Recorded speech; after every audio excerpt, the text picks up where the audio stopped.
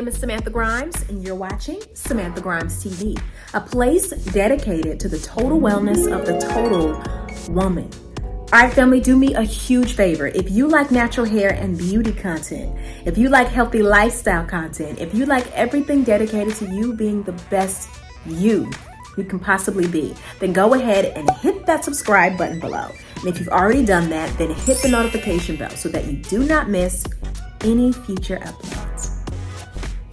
If you are a newbie, my name is Samantha Grimes, and I am a professional life strategist, creator, and overall mompreneur. As well as I'm a published author, I wrote a book called Feels So Good to Be Loved, 21 Days of Discovering the Authentic Love of God. Please head over to Amazon.com or Kindle to pick that up. As well as if you would like to book a session with me one-on-one, whether that be a life coaching session, Christian counseling session, natural hair coaching, or just a wide variety of sessions, and a new service that I do want to highlight, which is our ministry building sessions. Yes, we help you launch that ministry. Man, it could be a YouTube channel. It could be a podcast.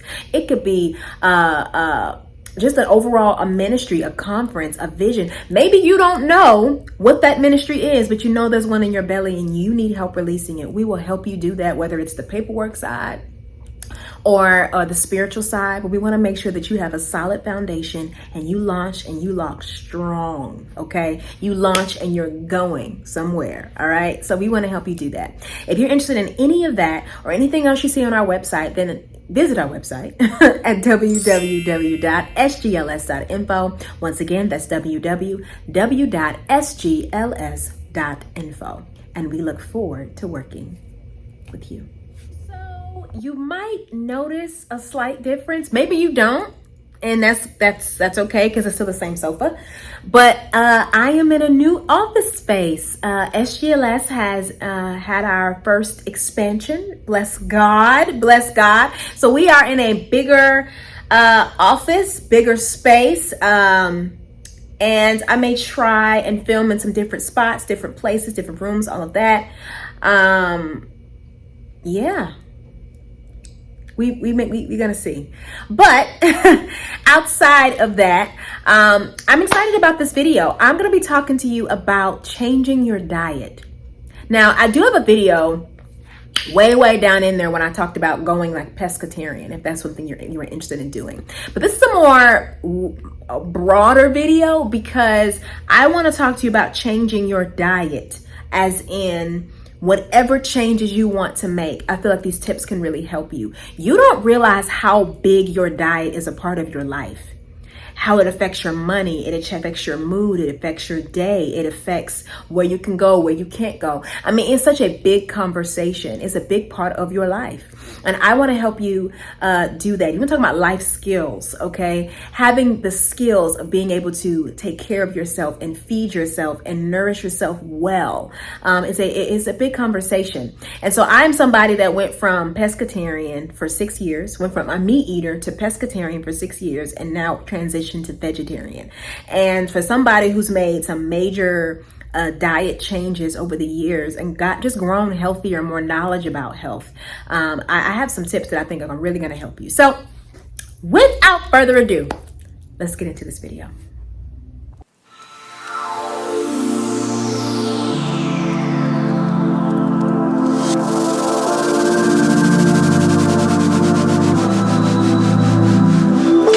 My first tip, hold on, fix my pillows.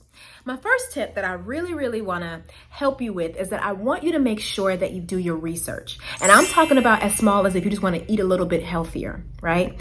When you have proper research, it eliminates fears. A lot of times, the reason that we are afraid to make big changes is because we're afraid. That's the key word. You're scared. You're scared of this or you're scared of that. And it's understandable. Anytime there's a big change, you feel like I'm running a risk. What if I do this wrong? What if it doesn't work out? And that's where doing your research comes in, right? So let's just say you want to eat healthier. Find out what healthy food looks like. Find out maybe some things you thought about food that or have actually been wrong for years. Maybe there's just a general way you look at food that can change as you begin to study and do your research. We have the World Wide Web, okay? You can go in there and look up anything. There are YouTube videos on everything. Our excuses are really out the window. So do your research. Find somebody that you like, that you trust, and begin to study and learn. Go pick up some books. You don't have to necessarily be a stickler with everything, but there is a general knowledge that once you gain that knowledge, you can eat and buy more freely.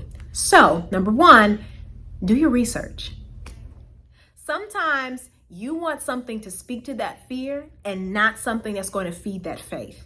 And I hate to say that, but that happens sometimes. So you keep finding yourself looking out for people who it didn't work out for, and it was bad. Oh, see, that's why I knew I shouldn't have did it. That's why I knew I shouldn't have. Stop. Just kill it. Okay. Watch testimonies and not horror stories. Sometimes you need to see somebody else do it well. Okay. Succeed. Share their mistakes, the things that they did wrong and how they learned. So now you don't have to make those mistakes. Now your journey is easier and shorter. Okay. Watch testimonies, empower yourself, encourage yourself. Okay. Feed your faith for that thing. If you want to go vegan, feed your faith to be able to go vegan. Feed your faith to go pescatarian. Feed your faith. Don't feed your fears. Because guess what? You keep feeding those fears, you're going to stay in the same place, and then you're going to be angry. You're like, man, I really wanted to change my diet, or I really wanted to change my lifestyle. Well, you decided to empower fear and not faith. So be intentional about what you're watching, what you're listening to. Man, read up on things that are going to empower you and encourage you. Okay? Accountability. Sometimes when you're going to make a big change in your diet or in your lifestyle, you don't want to tell anybody. And you don't want to tell anybody. It's okay if it didn't work out. Nobody knows that you were even trying. And that does not help you. You need somebody that's going to keep you accountable. Not somebody that's going to bug you or get on your nerves, but somebody that you can talk to and just let them know what you're doing. Let them know how you're feeling about it. Somebody who will go out to lunch with you and try that new dish. Somebody who will send you recipes. Somebody who may even do it with you. That's really good. Sometimes the big change we need to make in our life, it's really helpful to have somebody that supports you and just says, hey, I may not do this forever, but I'll do it with you. Hey, I'll go 30 days with you. I'll go 3 months with you. Some people even go a whole year, 6 months with you.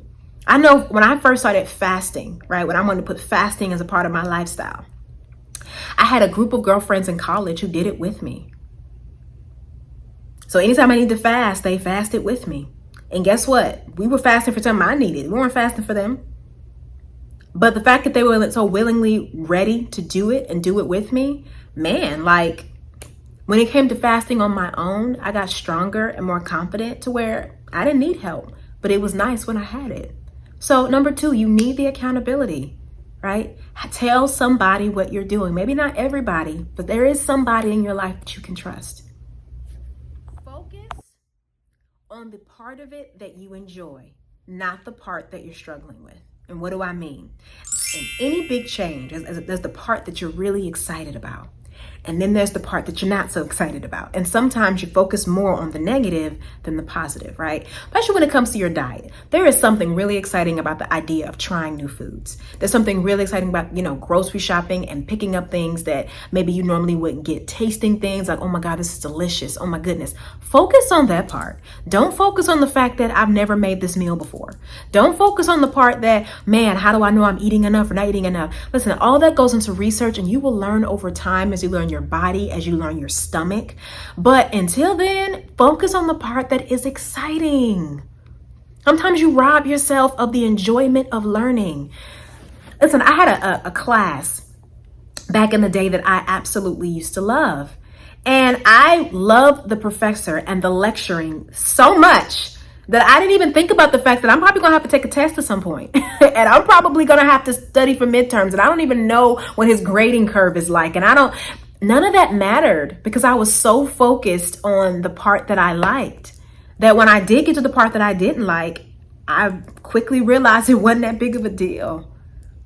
And I know I'm using a lot of college references because in college is a big time of your life where you're learning. So it may be years since you've been in school, but listen, we're always learning.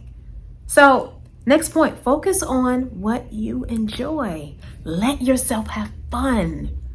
Don't worry about what really ain't none of your business.